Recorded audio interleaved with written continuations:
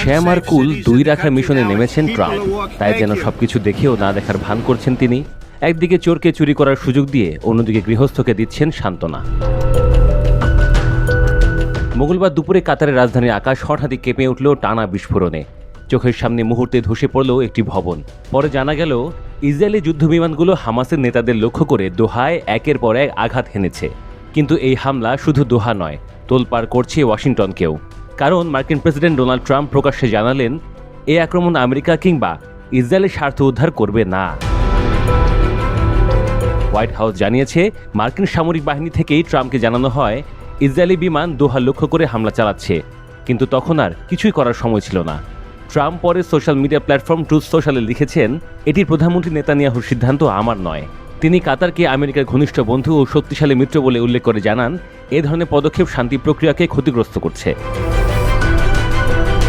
কাতারের পররাষ্ট্র মন্ত্রণালয় তীব্র নিন্দা জানিয়েছে।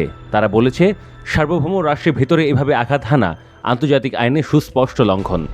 মুখপাত্র মাজিদ আল আনসারি ক্ষোভ প্রকাশ করে জানান, মার্কিন কর্মকর্তাদের কাছ থেকে বার্তা এসেছে তখনই যখন বিস্ফোরণের শব্দ কানে বাজছিল।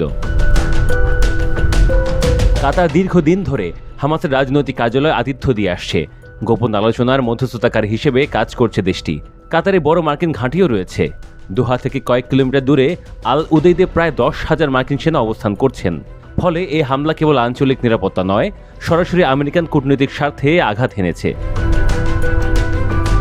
হামাস বলছে, তাদের আলোচক দল অল্পের জন্য বেঁচে গেছে। 6 জন নিহত হয়েছেন, যাদের মধ্যে একজন কাতারের সদস্যও রয়েছেন। সংগঠনটির ভাষ্য, এই আক্রমণ প্রমাণ করে নেতানিয়াহুর সরকার আসলে কোনো শান্তি চুক্তি চায় না। মার্কিন প্রশাসনকেও তারা দায়ী করেছে ইসরায়েলের প্রতি অব্যাহত সমর্থনের কারণে। তেল আবিব থেকে দ্রুত বিবৃতি পাঠিয়েছে প্রধানমন্ত্রী নেতানিয়াহুর দপ্তর। বলা হয়েছে, এটি সম্পূর্ণরূপে ইসরায়েলের সিদ্ধান্ত। হামলা ইসরায়েল চালিয়েছে এবং এর দায়ও ইসরায়েলের। নেতানিয়াহু আরও স্পষ্ট করে দেন, হামাসের নেতাদের জন্য কোথাও কোনো নিরাপদ আশ্রয় থাকবে না। ট্রাম্প সাধারণত ইসরায়েলের প্রতি তার সমর্থন প্রকাশ করে থাকেন, কিন্তু মঙ্গলবারের ঘটনায় ভিন্ন সুর শোনা গেল। তিনি বলেন, কাতারের মতো দেশ যারা সাহসিকতার সঙ্গে আমাদের পাশে থেকে শান্তি স্থাপনের চেষ্টা করছে, সেখানে একতরফা বোমাবর্ষণ ইসরায়েল বা আমেরিকার লক্ষ্যকে সামনে এগিয়ে দেয় না। এই হামলাকে ওয়াশিংটন তেল আবিব সম্পর্কের মধ্যে এক ধরনের ফাটল হিসেবে দেখছেন বিশেষজ্ঞরা। প্রেসিডেন্ট ট্রাম্প প্রকাশ্যে নেতানিয়াহুকে সমালোচনা করেছেন, যাকে বিরল ঘটনাই মনে করছেন তারা। হোয়াইট হাউসের প্রেস সেক্রেটারি কলোনেল লেভিট বলেছেন, ট্রাম্প কাতারের আমির ও প্রধানমন্ত্রীকে ফোন করে আশ্বস্ত করেছেন এ ধরনের ঘটনা আর ঘটবে না।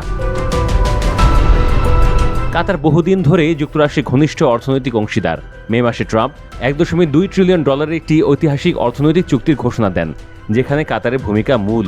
দেশটি সম্প্রতি ট্রাম্পকে একটি $400 মিলিয়ন বিমানও উপহার দিয়েছে, যা পরবর্তী এয়ারফোর্স 1 হিসেবে ব্যবহৃত হবে। ফলে দোহায় হামলা কেবল সামরিক বা কূটনৈতিক নয়, অর্থনৈতিক সম্পর্কের দিক থেকেও অস্বস্তি তৈরি করেছে আমেরিকার জন্য। হামলার পরেও ট্রাম্প আশা প্রকাশ করছেন, এই অপ্রীতিকর ঘটনা হয়তো শান্তির সুযোগ তৈরি করতে পারে। তিনি বলেছেন, নেতানিয়াহু তাকে আশ্বস্ত করেছেন যে তিনি দ্রুতই শান্তি চুক্তি চান। তবে বাস্তবে পরিস্থিতি জটিল। হামাস আলোচনায় অনাগ্রহী হয়ে উঠছে, কাতার ক্ষুব্ধ, আর যুক্তরাষ্ট্র নিজেকে এক বিব্রতকর অবস্থায় আবিষ্কার করেছে।